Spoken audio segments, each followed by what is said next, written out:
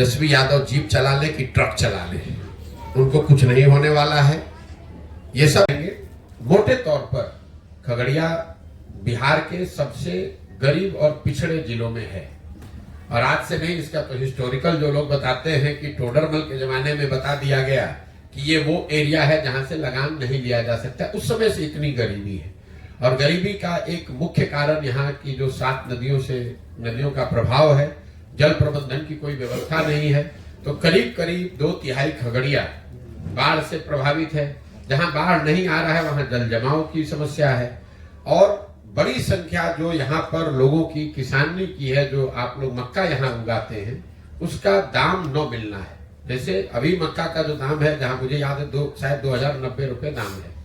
और खगड़िया में आप जाकर गांव-गांव पूछ लीजिए, कोई ऐसा किसान गन्ना मक्का उत्पादक नहीं मिलेगा जिसने अपने मक्के को 1600, 1700, 1800 से ज्यादा में बेचा।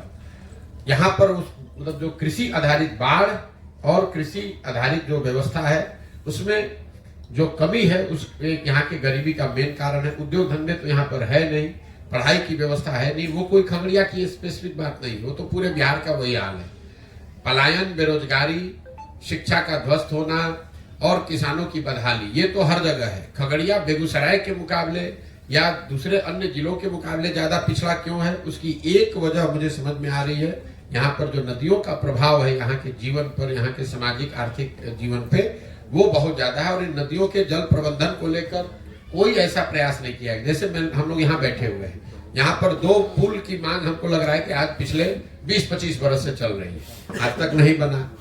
यहाँ नदियों मतलब बाढ़ हर साल आ रहा है। जिस एरिया में हम लोग बैठे हैं, इस साल नहीं आया है, लेकिन लोग बता रहे हर साल बाढ़ आता है, लेकिन कोई उसके लिए प्रयास नहीं किया गया है। हर साल लोगों को मालूम है, एक ही नेता यहाँ जो विधायक है 3 बार 4 बार 5 बार से लोग जीत कर आ रहे हैं, लेकिन समस्याएं वही बनी हुई हैं, कोई उसका परिवर्तन नहीं हुआ।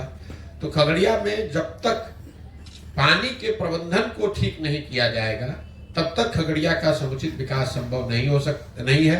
खगड़िया बिहार के उन राज्यों में है, उन जिलों में इसकी गिनती मैं करता हूं, जहां बाढ़ और पानी के प्रबंधन को सबसे ज्यादा प्राथमिकता के आधार पर जिसका रास्ता अगर निकाला जाए, तभी यहाँ की जीवन शैली और यहाँ की आर्थिक सामाजिक विकास की बात हो सकती है। वरना आप चाहे सड़क बनाइए, बांध बनाइए, कुछ भी बनाइए, बाढ़ आता है, सब बर्बाद हो जाता है, फिर वहीं का वहीं चला जाता है। सर, ये जनस्वराज की एंट्री क्या 2024 में होगी? नहीं, मैंने आपको बताया कि जनस्वराज जब मैंने पैदल चलना शुरू किया, जब इसकी घोषणा की, तभी बताया कि जब पूरा बिहार पैदल चल लेंगे, तब हर प्रखंड पंचायत से उन लोगों को निकालेंगे जो दल बनाना चाहते हैं। अभी उस समय मेरा अनुमान था कि 1-1.5 साल में पूरा बिहार चला जा सकता है, लेकिन जब मैं चल रहा हूं करीब अभी 18 महीने हो गए, मैं आधा बिहार ही पैदल चल पाया। इस पदयात्रा में किलोमीटर और दिन निश्चित नहीं है, उद्देश्य निश्चित है कि हर गांव पंचायत तक पहुंचना है, पहुंचकर वहां के लोगों की, वहां की समस्याओं को समझना है। ऐसे लोग जो उन समस्याओं को सुलझाने के लिए सामाजिक राजनीतिक तौर पे सक्रिय होना चाहते हैं, उनको जोड़ना है और उनको जोड़कर एक नई व्यवस्था बनाना है। अब उसको करने में अगर 2 बरस ज्यादा लग जाए तो ज्यादा लग जाए, कोई हमें जल्दी नहीं है। 2 बरस और लगेगा, 2 बरस और लग जाए, लेकिन दल तभी बनेगा जब मैं पूरे बिहार को समझ लूं, उन लोगों से मिल लूं, उनकी समस्याओं को जान लूं। और ये करने में मुझे लग रहा है कि अभी 1.5 साल और समय लगेगा। तो उस नजरिए से जो आपका सवाल है कि क्या लोकसभा चुनाव से पहले जनस्वराज दल बनेगा, बिल्कुल नहीं बन सकता है। इसलिए नहीं बन सकता है कि हम लोग का अभी हमारी पदयात्रा पूरी नहीं हुई है। और जो मैंने बिहार की जनता को आश्वासन दिया है कि भाई पूरा बिहार घूमने के बाद ही लोगों की मदद से दल बनाया जाएगा। अगर आज चुनाव के नजरिए से हम दल बना लें, तब तो दल बनाने से पहले ही हम वो करना शुरू कर देंगे। लोग यही कहेंगे कि देखिए चुनाव आया तो फिर अपना हवा बना के चुनाव लड़ने की कोशिश कर रहे हैं। जनस्वराज का उद्देश्य दल बनाकर चुनाव लड़ना नहीं, ये एक नई व्यवस्था बनाना है जिसमें 5 बरस लग जाए, 10 बरस लग जाए, लेकिन बिहार में सही मायनों में लोगों की जिंदगी बदले, व्यवस्था बदले, वो प्रयास है। सिर्फ दल बनाकर चुनाव लड़ना होता तो इतने प्रयास की क्या जरूरत है? तो पटना बैठिएगा, एक दिन में दल बन जाएगा। और कि जब सबको कोई ना कोई लड़ने वाला मिल जाता है, तो हमारी जो पृष्ठभूमि है, हमको भी लड़ने वाले घर घर लोग मिल जाएंगे। वो प्रयास नहीं है। प्रयास जो मैंने आपको बताया, पहले समाज को तैयार करना, उसी समाज से ऐसे लोगों को ढूंढ कर निकालना जो एक नई राजनीतिक दल व्यवस्था बनाना चाहते हैं, और साथ साथ जमीनी हकीकत को समझकर एक योजना बनाना, ताकि कल अच्छे लोग चुनकर आए तो उनको मालूम हो कि खगड़िया को सुधारने के लिए करना क्या है, बेलदौर में क्या करना है, परबत्ता में क्या करना है। जब ये जानकारी नहीं रहेगी, अभी स्थिति ये है कि जो 2 बार 3 बार का विधायक है, समस्या की बात तो छोड़ दीजिए। कई बार लोग कहते हैं भैया पैदल चलने से क्या होगा, हम लोग तो पहले ही से मालूम है क्या समस्या है। बिल्कुल नहीं मालूम है। मैं आपको दावा कर रहा हूं कैमरे पर, जो भी आपके यहाँ खगड़िया जिला में विधायक है 2 बार 3 बार से, उसको आप कैमरे पर बैठा दीजिए और बोलिए कि बिना कागज देखे हुए अगर अपने पंचायतों का नाम बता दे तो आप जो कहिएगा मैं मान लूंगा। लोग अपने पंचायतों का नाम नहीं जानते हैं, समस्या की तो बात ही छोड़ दीजिए। जो 2-2 3-3 बार से विधायक है उसको अपने सारे पंचायतों का नाम नहीं मालूम है। हर पंचायत में लोग 5-5 वर्ष में एक बार अपना मुंह दिखाने भी नहीं गए। तो लोगों की जो जमीन पर समस्या है उसको जब तक नहीं जुड़ा जाएगा, उसको समझा नहीं जाएगा, तब तक उसका सुधार संभव नहीं है। बिहार की राजनीति में जो जाति का महाजाल तरह से देखा जाए तो प्रशांत किशोर अपने आप को कहाँ पाते हैं? प्रशांत किशोर को इसमें कहीं अपने आप को पाने की जरूरत नहीं है। ये आपके दिमाग का भ्रम है। आप कितने दिन से पत्रकारिता करते हैं हम नहीं जानते हैं, लेकिन एक बिहार में ये भ्रम फैला दिया गया है कि बिहार का हर व्यक्ति जाति पर ही वोट देता है। अब आपने ये कहा कि बिहार में जातियों का महाजाल है, तो मैंने पूरे देश में काम किया है। सुन लीजिए, हाँ, राजनीति के हिसाब से ही बोल रहे हैं। हमने पूरे देश में काम किया है। कोई राज्य हमको देश में नहीं मिला जहां जातियों का प्रभाव न हो। कर्नाटक में भी वोकालिगा और लिंगायत की बात आप रोज सुनते हैं। गुजरात में भी जातियों की बात होती है, आंध्र प्रदेश में भी जातियों की बात हो रही है, महाराष्ट्र में भी जाति की बात हो रही है। लेकिन आपको हमको ये समझ में नहीं आता है, चूंकि हम लोग पिछड़े और गरीब राज्य हैं, तो आप पर यह तोहमत लगा दिया गया है कि बिहार इसलिए पिछड़ा है क्योंकि यहाँ पर सब लोग जाति की ही बात करते हैं। और आपको हमको जाने अनजाने ये समझ में नहीं आ रहा है कि आप अपने मुंह में कीचड़ लगा रहे हैं, बिना इस चीज को समझे हुए ये बता रहे हैं जैसे कि पूरे देश में जाति नहीं है, बिहार में ही जाति है। अब मैं आपको इसका सटीक एक उदाहरण दे देता हूं। आप यहाँ पत्रकार हैं, राजनीति को कवर करते हैं। बिहार में मोदी जी को, भाजपा को वोट पड़ता है कि नहीं पड़ता है? पड़ता है। जब आप जाकर पूछेंगे कि वोट कैसे ये सांसद जीता है, तो लोग बताते हैं कि अरे सांसद को कहां वोट पड़ा, तो मोदी जी के नाम पर सब वोट पड़ा है।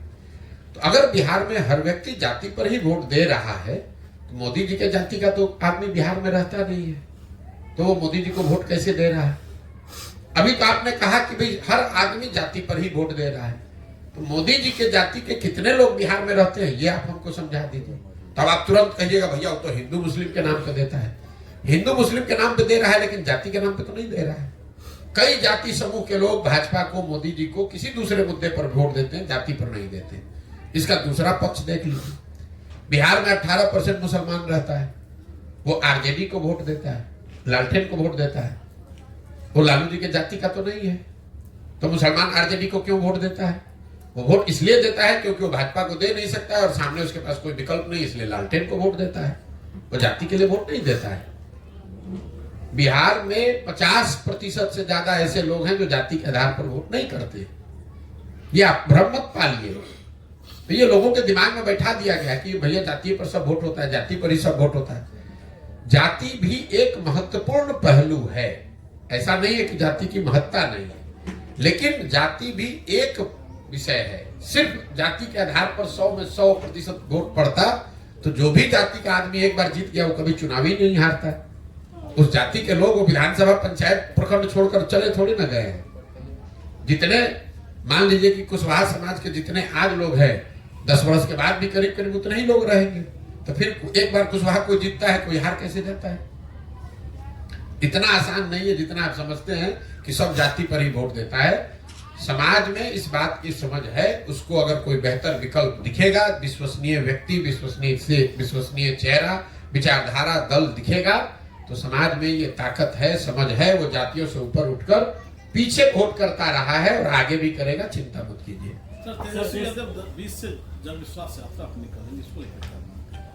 इसमें हमको क्या मानना है?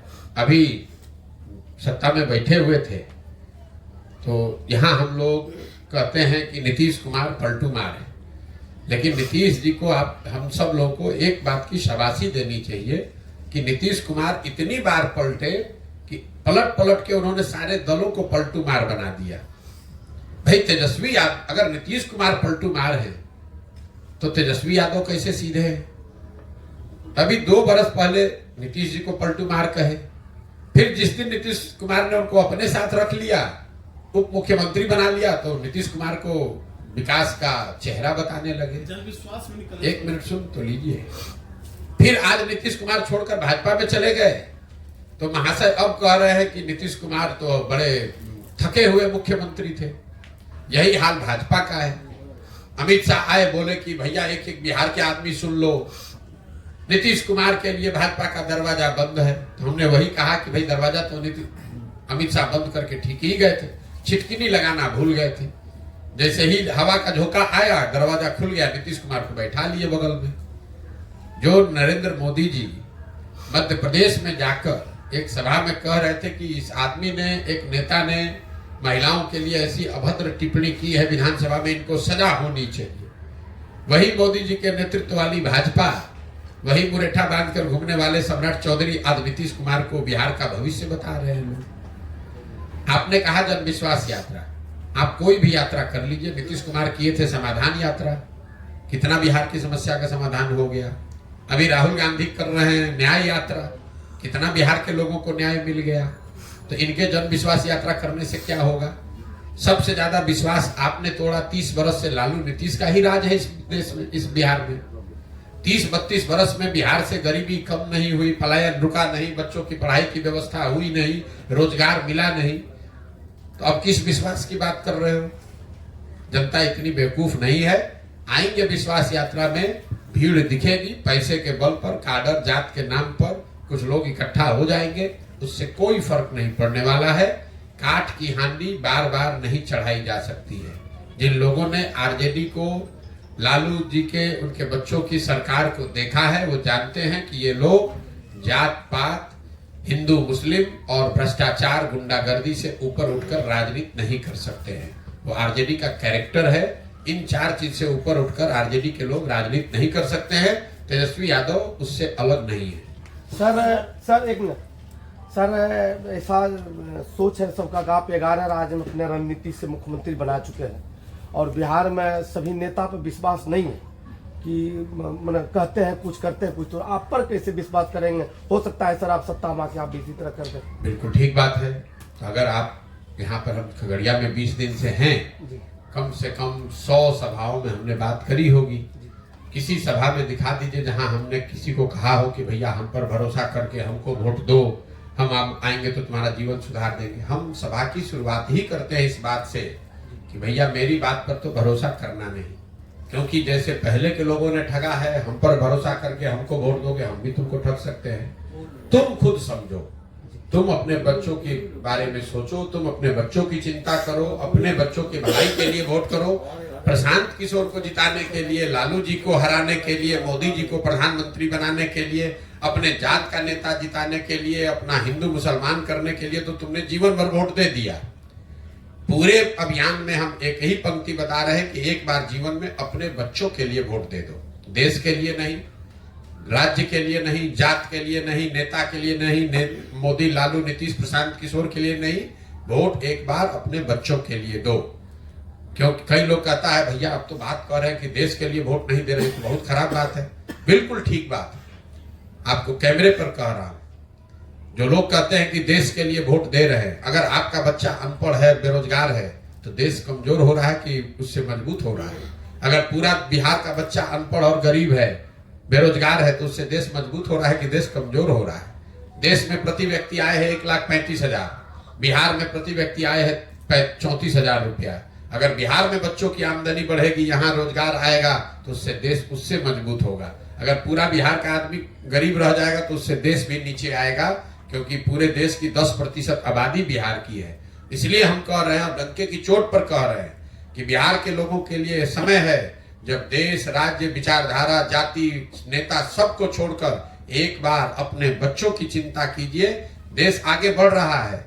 इसी देश में बुलेट ट्रेन 1 लाख करोड़ का बन रहा है, खगड़िया में पैसेंजर ट्रेन भी नहीं चल रहा है। इसी देश में बिलियंस ऑफ डॉलर्स का इन्वेस्टमेंट आ रहा है, फैक्ट्रियां लग रही हैं। खगड़िया में आज भी लोग, खगड़िया, बेगूसराय में, मधुबनी, सीतामढ़ी में आज भी लोग 1960-70 के जमाने में जी रहे हैं। आज भी आपके हमारे बच्चों को मजदूरी करने के लिए कर्नाटक, बंगलोर, तमिलनाडु, गुजरात, महाराष्ट्र जाना पड़ रहा है। तो देश की तरक्की होगी, वो ठीक है, हो रही है नहीं हो रही वो अलग विवाद है, लेकिन इस बात पर कोई विवाद नहीं है कि बिहार में कोई तरक्की नहीं हो रही है और देश की तरक्की से बिहार और बिहार के लोगों का कोई फायदा नहीं है, चाहे वहां देश में कांग्रेस की सरकार रहे कि मोदी जी की सरकार रहे। बिहार के बच्चों के लिए पढ़ाई रोजगार न पहले था न अब है, इसलिए आपको हमको पहले अपने बच्चों की चिंता करनी है। जो व्यक्ति अपने बच्चों की चिंता नहीं कर सकता है वो समाज राज्य देश की चिंता क्या करेगा। सर, ये जन स्वराज का जिला में जो संगठन आप कर रहे हैं, कब से कर रहे हैं, कब माने कैसे नहीं, जो मैंने आपको बताया पदयात्रा के दौरान जो लोग मिलते हैं, जो इस विचारधारा को सुनकर समझकर तय करते हैं कि भैया अब हम लोग को जन स्वराज से जुड़ना है, एक नया दल बनाने में कंधा लगाना है, ऐसे हजारों लोगों को एक साथ इकट्ठा करके पदयात्रा जब हम खत्म करेंगे तो वो संगठन बनाकर पब्लिकली जारी करेंगे। आप भी देख पाइएगा, जिले के स्तर पर 250 लोग, अनुमंडल के स्तर पर 50, प्रखंड के स्तर पर 200 और पंचायत के स्तर पर 50 लोगों की पहली कार्यवाहक समिति जारी की जाएगी। वही लोग मिलकर जन स्वराज की सोच को आगे घर घर पहुंचाने का जिम्मा लेंगे और इस चीज को आगे बढ़ाएंगे। सर, जिस तरह से आपने कहा क्या है सर, अभी बता तो दिया यूथ क्लब क्या है, मैंने पहले ही सारा समझाया। यूथ क्लब बिहार में 1 लाख बच्चों को जो अपने लिए सामाजिक राजनीतिक पहचान बनाना चाहते हैं, आने वाले समय में राजनीति करना चाहते हैं, उनके लिए प्रशिक्षण संसाधन की व्यवस्था है, ताकि वो लोग जिनके बाबूजी, जिनके घर वाले बड़े लोग नहीं है, राजनीति से जुड़े हुए लोग नहीं है, लेकिन ऐसे बच्चे जिनमें काबिलियत है, क्षमता है, ऐसे बच्चों को राजनीति में लाकर उनको प्रशिक्षित किया जाए और उनको ये अवसर दिया जाए कि कल होकर अगर उनमें क्षमता है तो आकर वो राजनीति कर सके। सर, एक सवाल है सर कि जन स्वराज आने वाले समय में जो कह रहे हैं कि हम पंचायत में मुखिया हो या प्रमुख हो या विधायक के इलेक्शन लड़े, मैं उसको साथ दूंगा या मतलब उसको सहयोग करूंगा, क्या आने वाले समय में वैसे व्यक्ति को तो नहीं देगी जो जदयू में है या राजद में है या जो बीजेपी में जो भ्रष्टाचार में। जन स्वराज का जो स्लोगन है वो है सही लोग जी। अब सही कौन है कौन नहीं है, इसके लिए कोई पैमाना, कोई यंत्र हमारे पास नहीं है। सही वो है जिसको समाज सही मानता है, इसीलिए इतना लंबा समय समाज में बिता रहे हैं, गांव में जाकर, पंचायतों में जाकर पता कर रहे हैं कि कौन किसको लोग अच्छा सही मानते हैं। वो मजबूत हो न हो, वो जदयू में हो, लेफ्ट में हो, आरजेडी में हो, भाजपा में हो, इससे मतलब नहीं है, राजनीति में है नहीं, इससे मतलब नहीं है। जिसको भी समाज अच्छा सही मानता है उस आदमी को जाकर ये हाथ जोड़ना, समझाना कि भाई आप आइए, खाली बैठकर घर में बात करने से नहीं होगा। अगर बिहार में आप सुधार करना चाहते हैं तो इसमें कंधा लगाइए, पैसे का, जाति का, व्यवस्था का चिंता छोड़ दीजिए, आप जुड़िए जन स्वराज से, आपकी मदद की जाएगी। आप सब लोग मिलकर जुड़कर प्रयास करेंगे तो बिहार में बेहतर विकल्प बन सकता है। नहीं कीजिएगा तो जैसे चल रहा है वैसे चलता रहेगा। सर, जिस तरह से आपने कहा कि पिछले 30 वर्षों से लगातार 1200 ही परिवार के जो लोग नेता बने, MP MLA बने, क्या आगे आपका जो ये मुहिम है 1 लाख लोगों को जोड़ने का, उसको प्रशिक्षण दीजिए, क्या उसको मौका मिलेगा युवा वर्ग को? फिर वही बात है मेरे भाई, 1250 लोग सांसद विधायक की बात करें, उसके लिए जन स्वराज एक नया दल, नया विकल्प बनाने का प्रक्रिया चल रही है। क्लब 1 लाख उन बच्चों को तैयार करने की बात है जो अभी राजनीति में सक्रिय नहीं है। ऐसे बच्चे जो 2 साल, 4 साल, 5 साल, 10 साल मेहनत करके सामाजिक राजनीतिक पहचान बनाएंगे। ऐसा तो है नहीं कि आप गांव में बैठे हैं, जन स्वराज में आइएगा कल विधायक बन जाइएगा, लेकिन आप गांव में हैं, आप शुरुआत करेंगे, वार्ड सदस्य बनिएगा, मुखिया बनिएगा, प्रमुख बनिएगा, 10 साल अपनी छवि बनाइएगा, लोग आपको जानेंगे, तो आपकी उस यात्रा में जन स्वराज आपकी मदद करेगा, प्रशिक्षण के तौर पर और संसाधन व्यवस्था के तौर पर। लेकिन काम करने की जिम्मेवारी तो उस बच्चे की है जो इसको करना चाहता है।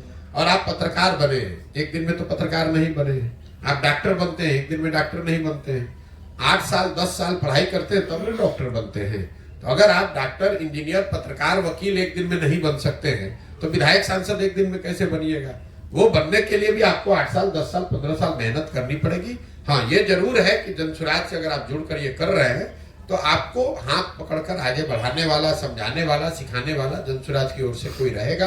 काम करना, प्रयास करना, सफलता मिलना न मिलना वो आपकी क्षमता और आपके कार्य पर आधारित है। बहुत बहुत धन्यवाद। सर, राहुल जी अभी न्याय यात्रा पे जो संसाधन से जुड़ता है, तो क्या राहुल जी की इतनी भीड़ तो नहीं थी, इतना भीड़ होना चाहिए, उनके संसाधन कांग्रेस के? मेरे भाई ऐसा है, यात्रा सब करने के लिए स्वतंत्र हैं। राहुल जी करे, नीतीश जी करे, तेजस्वी जी करे, कौन रोक रहा है? यात्रा करने मात्र से ही अगर सब कुछ हो जाता तो देश में तो रोज कोई ना कोई यात्रा चल रही है। अब राहुल जी ने यात्रा की, उसमें उन्होंने कितना भीड़ आया नहीं आया, इन सब बात को हटा दीजिए। राहुल जी की पार्टी के कांग्रेस के एक मुख्यमंत्री अभी तेलंगाना में बने 2 महीना पहले, जब अभी जुमा नया नेता बने, बनते के साथ कहा कि बिहार के लोगों का डीएनए है मजदूरी करना। तो जिस दल के नेता राहुल गांधी हैं, उस दल का मुख्यमंत्री बिहार के लोगों को एक तरह से गाली दे रहा है, कह रहा है कि हम लोग का डीएनए है मजदूरी करना। उसी दल के नेता राहुल गांधी आकर बिहार में कहेंगे कि सारे बिहार के लोग हमको समर्थन दीजिए, हमको वोट दीजिए, तो कौन बिहार का आदमी उन पर भरोसा करेगा? और क्यों करेगा? भाई, तुम्हारा मुख्यमंत्री बिहार के लोगों को गाली दे रहा है, उस वक्तव्य पर आपने बिहार आने से पहले कुछ आधिकारिक तौर पर कहा नहीं, तो क्यों बिहार के लोग उनके साथ जुड़ेंगे? आप हमको गाली भी दीजिएगा और हम लोग से वोट भी लीजिएगा, दोनों बात कैसे हो सकता है? बिहार में राहुल गांधी की जीत तेजस्वी यादव चला रहे थे, क्या विधान चुनाव में उनकी गाड़ी जीत को जनता रास्ता देगी? मेरे भाई, तेजस्वी यादव जीप चला ले कि ट्रक चला ले, उनको कुछ नहीं होने वाला है। ये सब पिटा पिटाया बहुत दिन हो लिया, जनता ने देख लिया है। अब जो अपना समीकरण वगैरह है उसी के आधार पर, बाबूजी का दल है लालू जी का, उनका नाम है कुछ, उस समाज के कुछ लोग जुड़े हुए हैं, उसके आधार पर अपना दुकान चला रहे हैं, उनको कुछ दिन और चलाने दीजिए।